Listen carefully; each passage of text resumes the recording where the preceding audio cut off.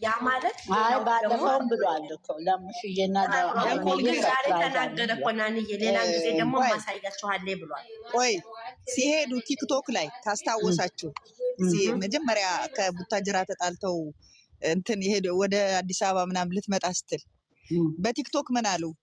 ገና ነው ገና ስላንቺ መች ኖርኩና የሚል እንትን ለቀቀ። አፍተሻልማ የሞነሽ ነው በሰላም ነው እንደዛ እያለ ነበር። እንደገና እሷ ደግሞ ይቅር ካንተ ወዲያ ፍቅር እያለች እና እናንተ ጭብጥ ይዛችሁ ይሄንን ከዚህ በኋላ የፈለገው ቢመጣ እንኳን እሱም ለሷ እየኖረ እሷም ደግሞ ካንተ ውጭ ፍቅር ይቅር ብላ ሌላ ጊዜ ስድብ እንኳን ቢሰዳደቡ እነሱ መሰረታዊ ነገር ቁጭ አድርገው አጀንዳ የኛ ነገር ይሄ ነው ብለውን ነው ከዛ በኋላ የማይሆን ነገር እነሱ ብንጥናቸው ውዴ መኪናውን ገዛ፣ መንጃ ፍቃዱን የያዘ መኪናውን ገዛ፣ አሁን ቤቱን ሰራ። ከዛ የሚቀራቸው ሰርግ ነው፣ ልጅ መውለድ ነው። 4 ነጥብ በፕላን ነው። በጣም ደስ ይላሉ፣ ጎበዝ ናቸው፣ ብልጥ ናቸው። በ2 ዓመት ይሄ ሁሉ ስኬት ወጥረው ስለሰሩ ወጥረው ጨምርላቸው። አይ እነሱ ክራር ይመታሉ፣ እነሱ ያድጋሉ። እነሱ ክራር ይመታሉ። የነበረው ምንድነው? እረፉ ሰውን እያወዛገበ ነገር ይሰራል። ያደርጋሉ። ግን አሁን ዛሬ እንደፈለጋችሁን እኮ አላቸው። አሁን ሰው የሚሳደበውም ሰው የስድብ ሶስት ከሌለበት በስተቀር የሚረግሙት ምንም የሚሉት ምንም ያራግምም የሚሳደብም ነገር የለም። ለምን እነዚህ ልጆች ስራ በቃ ይዘጋብኛል።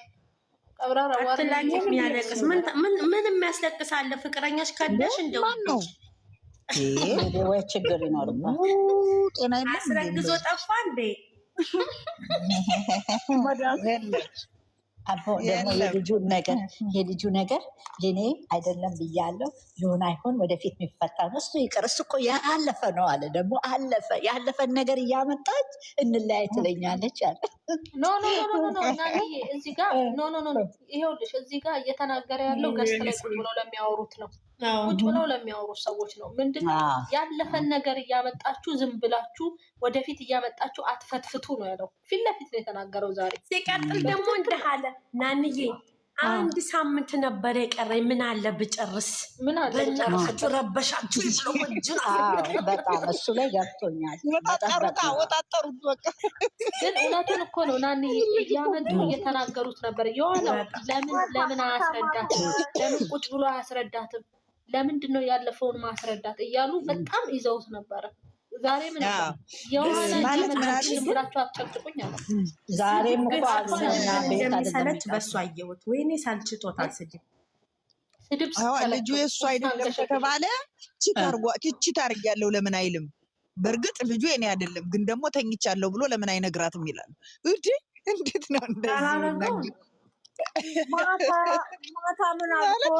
እንደዚህ ድረስ ጥያቄ የሚጠይቁ ሰዎች አሉ። በእነሱን ብሬን የነሱን ለሳምባ እንሁን አሉ። በእውነት ነው የምልሽ፣ ይደብራል። ያደገ ትልልቅ ሰው እንዲህ መባል ደግሞ በጣም ትልልቅ ደግሞ እኔ የማከብራቸው ሰዎች ናቸው። በጣም እውነት እግዚአብሔር ነው የሚከበረው። ይሄን ነው ክብራቸው። እኔ ግን የሆነ ነገር ልናገር አለ። የሆነ እንትን ላይ ስትሆን ትከባበሪያለሽ እኮ ሰው አይደል? ሰው ይከባበራል። በጣም ምን መሰለህ ግዴታችን። እናንተ ጩ እኔ እሰራለሁ ነው የዛሬው መልዕክት። በጣም እኔ እኮ ውዴ ገንዘብ ከተከፈለኝ እኔ ቢረግጡኝ ምን አገባኝ? ወደሽ ከተኛሽ ቢረግጡሽ አይክፋሽ ነው እኮ። ይኸው በተግባር ቲክቶክም ላይ ቁጭ አለ፣ ዩቱብም ላይ ሰሩ።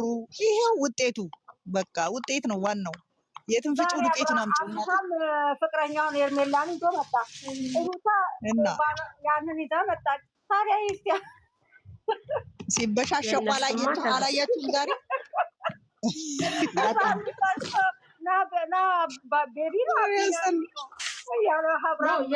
የዛሬው ማስታወቂያ አይደለም። የዛሬው ማስታወቂያ አይመስለኝም የሰሩት። ትክክለኛ ቤት ሰውየውን አልሰማሽም?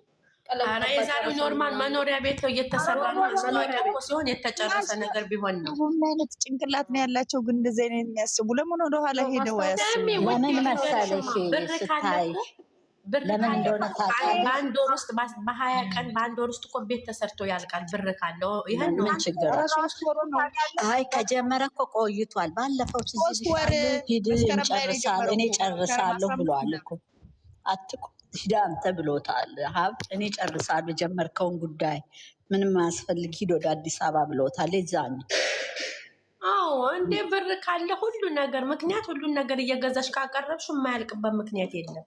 በጣም በአሁኑ ሰዓት እንደዚህ 1 አመት 2 አመት 10 አመት እኮ ግን በአሁን ጊዜ ቤት መስራት ከባድ ነው ኢትዮጵያ ውስጥ። በስመ አብ በጣም ሁሉ ነገር ተወዷል። በጣም ገጠርም ይሁን ከተማ ቤት መስራት ቦታ ገዝቶ በጣም እኔ ዛፍ ነው ሀሳብ ያመጣሁት ቅድም ማለት ነው። ምናልባት የዛሬ 6 ወር ቦታውን ገብቶት ቢሆን የመጣበት ምናልባት ቦታው 6 ወር ምናልባት ቤት ኢትዮጵያ ውስጥ አሁን ለመስራት አንዲት ራሱ ጠርተሽ እንትን ለማለት ወር ከወር በላይ ይፈጃል። ምናልባት ከ6 ወር በፊት ቤቱን ገዝቶት ቢሆን በለኔ ከ3 ወር በፊት ነው ያለች የጀመረው።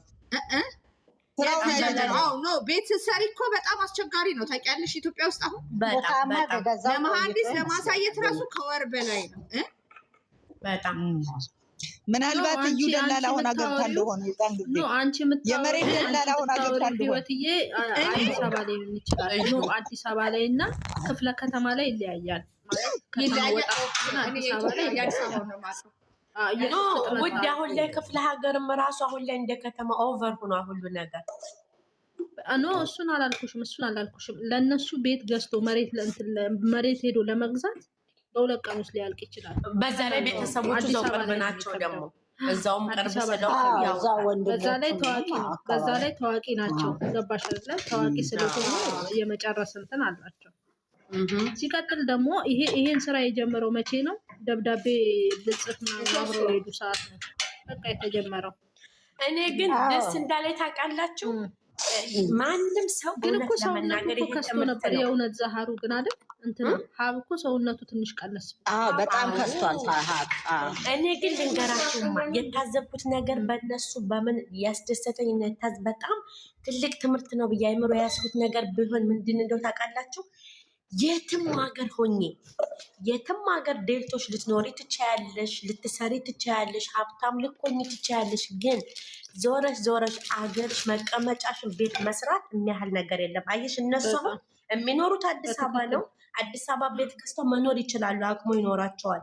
ግን ወልዶ እስካላደጉበት ድረስ ምንም ለእነሱ ለመስሪያ እንጂ ሄዱት ለመኖሪያ ስር ካልሆነ መኖሪያቸውን ግን በተወለዱበት ባሉበት ሀገር እንደዛ እኮ አልነበረም። በፊት እንደዚህ አልነበረም። ተስተካክሏል ውዴ። ሁሉ ነገር መስመር እያስያዘ ነው። እኔ ግን ተረግጦ ምክንያት ተረግጠዋል። በልጅ አይምሯቸው ብዙ ነገር አድርገዋል። እንከባበር። ማንን ስትነኪ ነው የእኔ ቆንጆ? አንቺ የለሽም ነው እኔ ታበለሌ እና ውላል ጉዳይ ደስ ስላለኝ ነው ማሬ ማለሽ ኖ ፕሮብሌም። እኔ እሰራልሻለሁ ለአንቺ ሳልሆን ይኸውልሽ ናንዬ፣ እኔ ቅድም ተናግሬያለሁ አፈቅርሻለሁ ቢል ማለት ነው ቃላቶቹ ተጣመዋል ብለውላ በነገር ይመቱታል። እንዴ አልኩሽ እኮ እያንዳንዱ አማርኛ ይሰነጠቅና ሌላ ትርጉም ይሰጠዋል። ወላ ማለት ነው በትክክልም አላወራም አፈቅርሻለሁ አላላትም ይላሉ ተፈለጉ። በቃ የሚጠላሽ ሰው ትንሽ ነገርሽን እንከን አውጥቶ ይመታሻል። የፈለገ ጥሩ ነገር ብትሰሪ ማለት እነሱ እኮ ለሰው አይደለም። ደግሞ ውዴ ልንገርሽማ መጨረሻ ላይ ድቃፍ ብላችሁ ዘርግታ ሰምታ ማለት ነው መልስ ትሰጣለች። ጠብቋት።